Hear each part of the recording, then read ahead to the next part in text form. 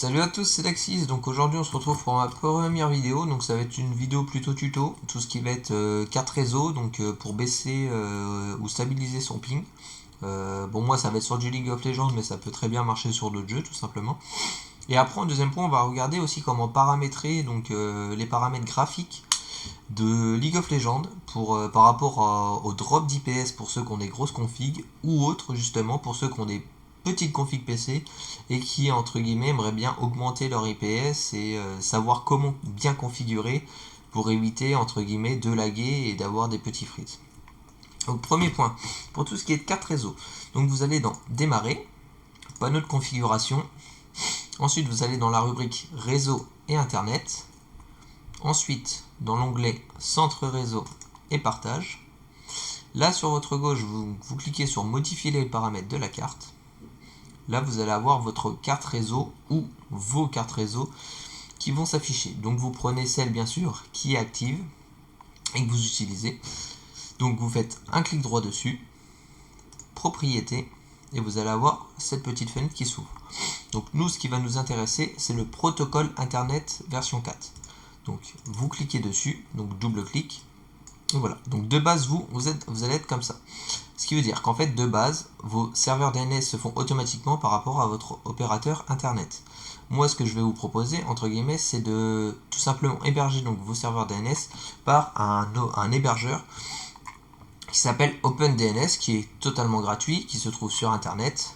Donc pour ça, vous cliquez donc sur, je vais vous montrer, hop, pour ça, donc vous cliquez donc sur utiliser l'adresse des serveurs DNS suivants et vous rentrez ces valeurs-ci. Sinon, vous allez directement sur Google, vous tapez OpenDNS et vous les trouvez directement sur le site. Donc voilà. Donc là, ça va être les serveurs DNS préférés. Donc c'est le serveur DNS entrant et l'auxiliaire, ça va être le sortant. Donc vous recopiez donc ces valeurs-ci. Ensuite, vous n'oubliez pas de cocher le valider les paramètres quittants et vous cliquez sur OK. Ensuite, ce que je vous propose, dès que vous avez fait la manipulation, c'est directement de tester. Donc vous lancez League of Legends, soit en normal game, ou soit en game personnalisé vite fait, et vous faites le test. Vous voyez si votre ping a descendu, a augmenté, mais généralement c'est pas le cas, ou c'est stabilisé, ou tout simplement ça n'a rien changé. Donc si ça n'a rien changé ou autre, et que vous voulez repasser sur les paramètres d'origine, vous refaites la manip, vous cliquez dessus et vous cochez obtenir, voilà, ceux de votre réseau internet. Vous cliquez sur OK. Voilà, donc pour tout ce qui est ping et réseau, c'est fini. Maintenant, on va s'aborder donc tout ce qui va être paramètres graphiques. Donc pour ça, vous ouvrez votre client League of Legends, vous lancez une game en personnalisé de préférence, c'est mieux. Vous ne serez pas dérangé par la partie comme ça. Hop, on va mettre un mot de passe pour pas être dérangé, on va mettre un bot s'il le faut. Hop, on lance, allez hop, on prend un perso. Et voilà.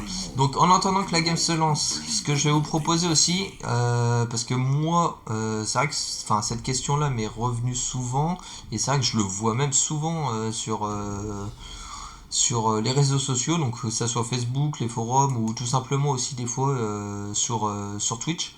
Donc quand je regarde des streamers ou autres, ou des games de LCS par exemple, c'est vrai qu'il y a beaucoup de monde, donc il y a des questions qui reviennent par rapport à des configs PC.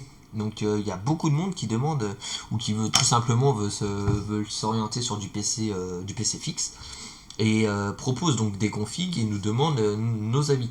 Bah, sachez une chose, c'est que pour jouer à League of Legends, je vois des configs à 800 € ou des fois du 1000 € avec des processeurs. Bon, on va prendre la référence chez Intel en i5 ou en i7. Sachez une chose, c'est que un processeur i3 suffit largement pour jouer à League of Legends. C'est juste que c'est pas ça qu'il faut vous demander et nous demander, c'est juste que vous ayez un i3 ou un i7, vous jouerez pas mieux à League of Legends, hein, ça sera exactement pareil. C'est tout simple, c'est tout dépendra de l'utilité que vous voulez faire avec votre PC. Si vous voulez tout simplement jouer à League of Legends ou des petits jeux comme ça, à la limite un peu d'Overwatch, et encore, enfin Overwatch c'est vrai que ça prend un peu plus de ressources, mais que du League of Legends, naviguer sur internet, faire du traitement de texte, regarder des vidéos ou autre, un i3 suffit largement. Après, si vous voulez vous voulez lancer dans le streaming, faire des montages photos, des montages vidéo, bah oui, là dans ces cas-là, partez sur du i5 voire du i7. Mais voilà, sinon, voilà, dépensez pas entre guillemets votre argent bêtement alors que vous n'en aurez pas l'utilité d'avoir une telle config. Voilà, donc c'était un point que je voulais revenir. Donc pour revenir à notre vidéo, donc ce qu'on va vous proposer, donc là ça va être directement de cliquer donc sur échappe pour avoir vos options et on va s'occuper donc des paramètres graphiques. Donc dans ces cas-là, vous allez donc dans la rubrique vidéo. Là la résolution, ça va être la résolution généralement par rapport à votre écran. Donc hop, vous changez, vous choisissez, bon généralement, moi ça va être du 1920 par 1080. Ensuite le mode fenêtré, ça vous le mettez toujours en plein écran. Moi, il est en mode sans bord tout simplement. Oui, donc moi il est en mode sans bord tout simplement, sinon je ne peux pas record avec OBS. Ensuite, deuxième point qu'on va aborder, donc là c'est le plus important, c'est les paramètres graphisme. Donc là c'est à vous de le régler. Donc pour ça, donc déjà l'ancrage des personnages, ça clairement, que vous ayez une petite config ou une grosse config, vous le désactivez, ça sert strictement à rien, ça peut réduire les performances, ça on le coche pas, ça sert à rien. Pareil, pour les ombres, moi ce que je vous propose, on le désactive. Petite ou grosse config, ça sert strictement à rien. Donc ensuite, les trois autres points, ça, vous allez mettre exactement la même chose. Donc pour ça, on va faire par ordre, d'échelle. Ce qui veut dire que vous allez regarder en haut à droite vos IPS, pour pas laguer sur du League of Legends entre guillemets et jouer de façon homogène et pour pas laguer, il faut avoir 60 IPS voire plus, c'est l'idéal.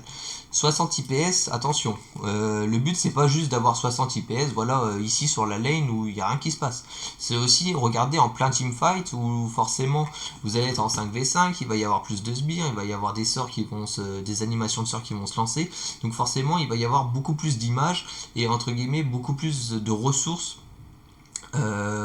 sur votre écran. Ce qui veut dire qu'entre guillemets, généralement c'est à ce moment là que quand vous êtes en plein teamfight que vos IPS baissent un tout petit peu, donc c'est à ce moment là qu'il faut regarder si c'est bien configuré. Donc pour ça, donc que vous ayez une petite config ou autre, vous faites par ordre d'échelle. Donc vous testez les trois rubriques en élevé, vous cliquez sur OK, vous voyez vos IPS, vous faites un petit test, vous voyez si ça marche. Si vous voyez que c'est toujours pas bon, hop, vous descendez et ainsi de suite, jusqu'à temps que vous ayez aux alentours de 60 voire plus. Voilà, donc après si en très faible vous avez toujours pas 60, bon là je peux rien faire pour vous, c'est que votre PC bon il est bon à changer quoi. Donc voilà. Ensuite, la dernière rubrique, c'est ces trois-ci. Donc, alors, la synchro verticale, ça, vous le désactivez toujours. Ça, entre guillemets, c'est ce qui vous bloque et vous plafonne, entre guillemets, vos IPS. Vous ne dépasserez pas 60. Donc ça, toujours, vous le décochez.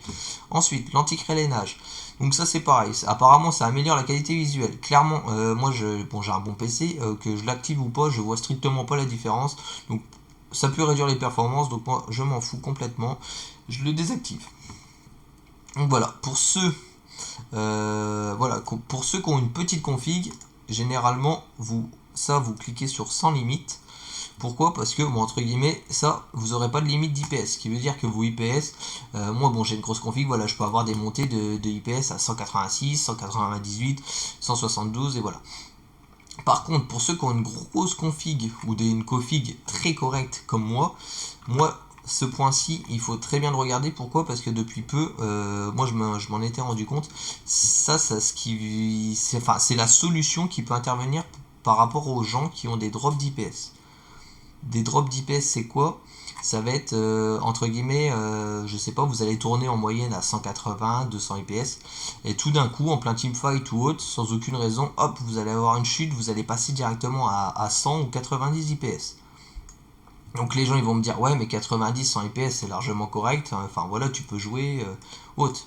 Le problème n'est pas là, c'est juste que le problème c'est que vous allez passer de 200 à 100 IPS, ça vous provoquer donc un drop, une chute d'IPS, et en fait ce drop et chute d'IPS va vous provoquer entre guillemets un petit freeze.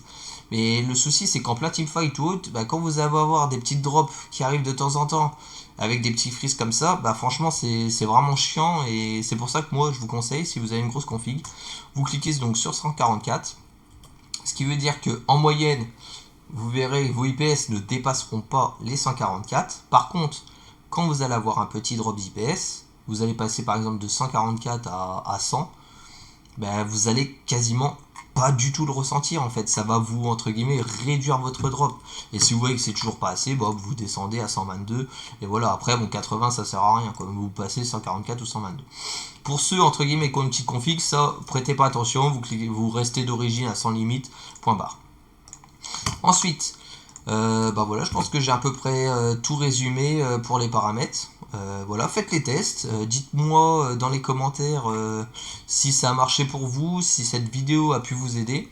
Voilà, après, n'hésitez pas aussi à commenter ma première vidéo si ça vous a plu ou non. Que ça soit positif ou négatif, honnêtement, tout est bon à prendre.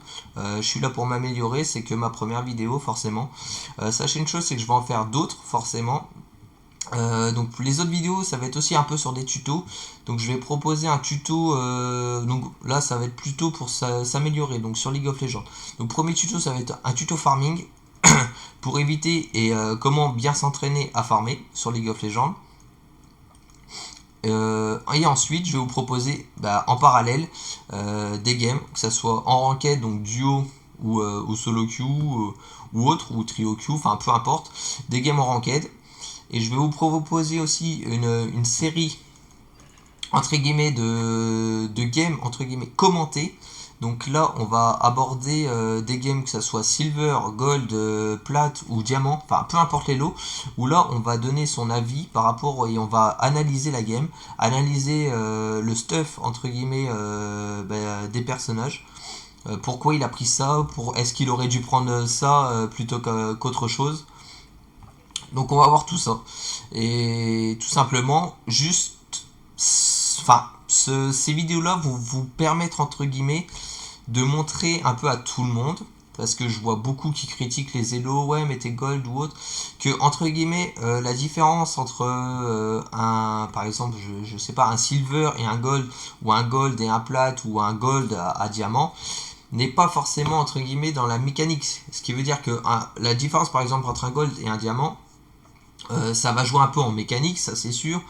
Le farming, je sais pas, au lieu d'être à 7 ou 8 farms par minute, il va monter à 7,5, 8,5 par minute par exemple, ou voire 9 ou 10, enfin tout dépend. Mais voilà, la grosse différence en fait n'est pas là. C'est la plus grosse différence entre les élos. C'est pas l'aspect mécanique du jeu, c'est juste la vision de jeu, le fait de décaler, le fait de prendre les tours quand il faut, le fait de push une lane. Par exemple, quand t'es jungle, que tu gank et que tu prends un kill ou autre et que tu fais back l'adversaire, c'est de push la lane pour le faire perdre le maximum d'XP, pour lui faire perdre le maximum de farm. Enfin voilà, je vais pas tout détailler, mais entre guillemets, ça va être plus voilà pour vous montrer. Et aussi pour vous apprendre des techniques et que vous pouvez après faire et vous améliorer tout simplement. Donc on va analyser tout ça. Donc voilà, donc voilà, c'est fini pour moi. Donc si cette vidéo vous a plu, n'hésitez pas à mettre un j'aime, à commenter. Comme je vous ai dit, que ce soit positif, négatif, n'hésitez pas. Moi je suis là pour m'améliorer. Et aussi je ferai donc une page Facebook directement donc en relation avec ma chaîne YouTube, donc qui est Daxis TV. Donc vous pouvez me suivre, vous pouvez vous abonner ou autre, comme ça vous serez au courant des prochaines vidéos. Voilà, en tout cas je vous dis à la prochaine, ciao ciao, merci de m'avoir écouté.